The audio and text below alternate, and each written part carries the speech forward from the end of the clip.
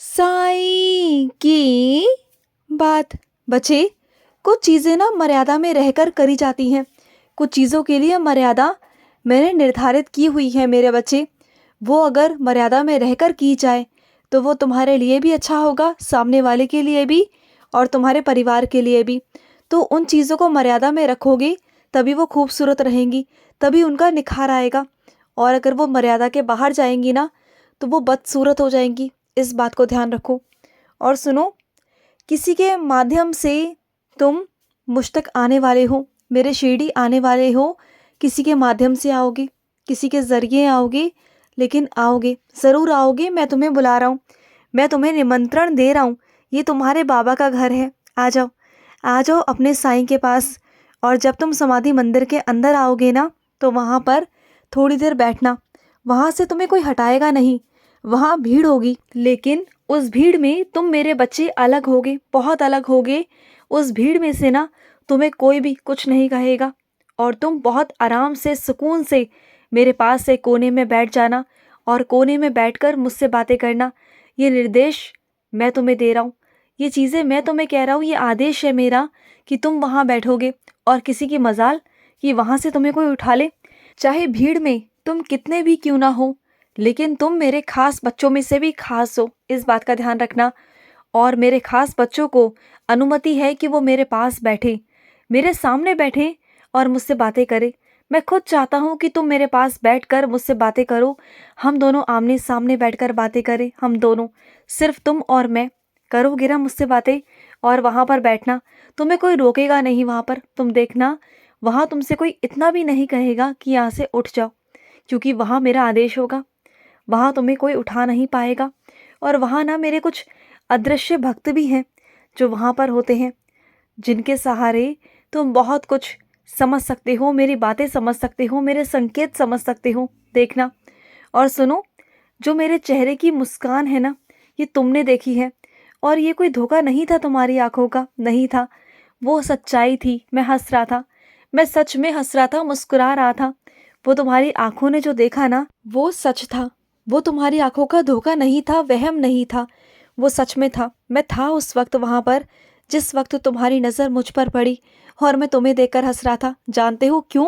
क्योंकि जो भी तुम चाह रहे हो ना, जो भी तुम्हारी इच्छा है ना, वो बहुत जल्द अब पूरी होने वाली है। वो समय आ चुका है कि मैं उसे पूरा करूं। बस इस वजह से ना मैं तुम्हें देखकर हंस रहा था और तुम्हारी नज़र सीधा मुझ पर पड़ी, है ना? और सुनो, तुम किसी की ज़िंदगी में वो माध्यम बनने वाले हो कि किसी की ज़िंदगी को तुम आगे बढ़ा सको। तुम ही वो माध्यम बनने वाले हो किसी की ज़िंदगी में। वो तुम्हारे सहारे आगे बढ़ सकता है।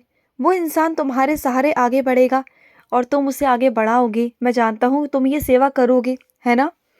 और सुनो, जब वो इंसान तुम्हारी बातों पर विश्वास करने लग जाएगा ना, धीरे धीरे कर कर, तो वो तुम्हारी बातों को मानने लग जाएगा।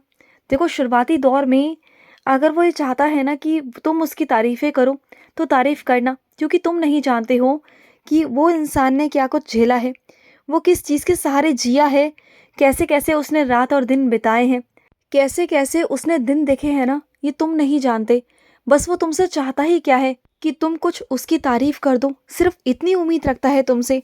लेकिन मैं ये भी जानता हूँ कि तुम्हारी सोच ये है कि जो तारीफ़ का हकदार हो उसी की तारीफ़ की जाए, जो चीज़ सही हो उसी की तारीफ़ की जाए। लेकिन देखो, जो भी उसके साथ हुआ है ना, उसको बहुत ज़रूरत है प्यार की, उसे बहुत ज़रूरत है सहारे की। अगर तुम्हारे कुछ तारीफ़ों से उसे सहारा मिलता है, उसे जीवन जीने का मौका मिलता है, जीवन जीने का रास्ता प्राप्त होता है ना, तो क्या बुराई है इसमें, बताओ? अगर तुम्हारी कुछ तारीफ़ों से किसी की ज़िंदगी बनती है, किसी की ज़िंदगी में खुशियाँ आती हैं, तो तुम उसे ना तारीफ़ समझकर मत करो। अगर नहीं करना चाहते तो तारीफ़ समझकर मत करो, उसे मेरी सेवा समझकर करो। देखो, अगर मेरी सेवा समझकर करोगे ना तो शायद तुम्हारे माध्यम से किसी की ज़िंदगी जो रुकी हुई है, जो थमी हुई है ना, वो आगे बढ़ जाए। और जैसे जैसे वो इंसान तुम पर भरोसा करेगा, उस इंसान को तुम पर विश्वास होगा, वैसे वैसे वो तुम्हारी जो कही हुई बातें हैं ना वो भी मानेगा। और जो उसकी गलतियां हैं ना, तुम वो भी उसे गिना सकते हो, बता सकते हो। फिर आगे चलकर वो तुम्हारी सारी बातों पर ध्यान देगा, तुम जो कहोगे वो सुनेगा। ऐसा नहीं है। और जिस इंसान की वजह से तुम्हारी ज़िंदगी में बहुत सारी मुश्किलें आ रही हैं ना, जो विघ्न खड़े हो गए हैं, जो अड़चनें आ रही हैं, तो देखना वही इंसान होगा तुम्हारा मार्ग खोलने वाला।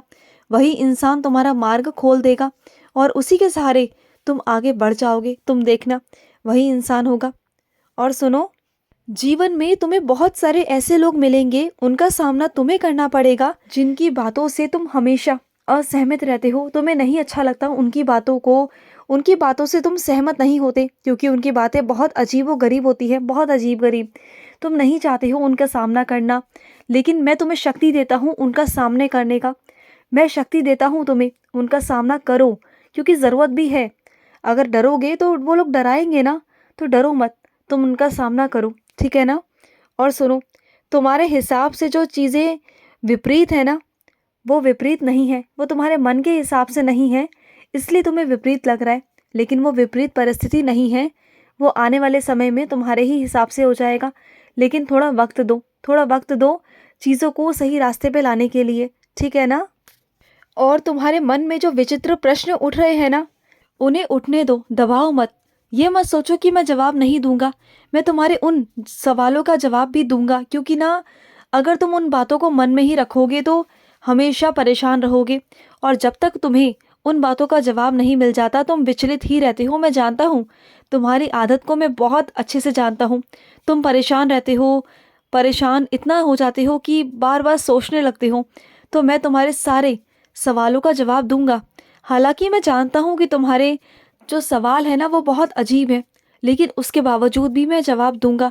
सिर्फ और सिर्फ तुम्हारे लिए मैं दूंगा जवाब तुम्हें।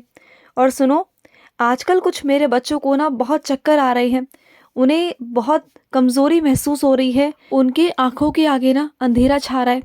तो पता है ये किस चीज़ की कमी है? 24 घंटे तुम काम काम काम, ना आराम करना, ना ढंग से खाना, किस चीज़ के पीछे भाग रहे हो बताओ? जो ये माया है ना, ये माया से मैं तुम्हें अलग तो नहीं कर सकता, क्योंकि तुम जिस दुनिया में रह रहे हो ना, इंसानी रूपी दुनिया में, वहाँ पर माया की आवश्यकता है, मैं जानता हूँ। और जिस तरीके से तुम माया कमा रहे हो वो भी ठीक है, मैं तुम्हें नहीं रोकूंगा। अगर रोक दूंगा ना तो तुम इंसानी जीवन को ही त्याग दोगे, तुम तो सन्यासी धारण कर लोगे। मैं जानता हूँ तुम्हें पैसों की सख्त ज़रूरत है, इसलिए मैं तुम्हें रोकता नहीं। लेकिन इसका मतलब ये तो नहीं ना कि तुम अपने ऊपर ही ध्यान ना दो। तुम्हें चक्कर आ रहे हैं, तुम्हारा शरीर पता नहीं कहाँ जा रहा है, क्यों इतना अपने आप को परेशान रखते हो तुम, क्यों?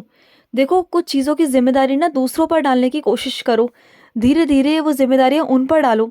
तुम उन्हीं का काम सारा कर कर खुद ही दे देते हो, तो कभी कभी उनकी चीज़ों को, उनकी जिम्मेदारियों को उन पर डालो ना। कब तक दूसरों का तुम करोगे, कब तक करोगे बताओ?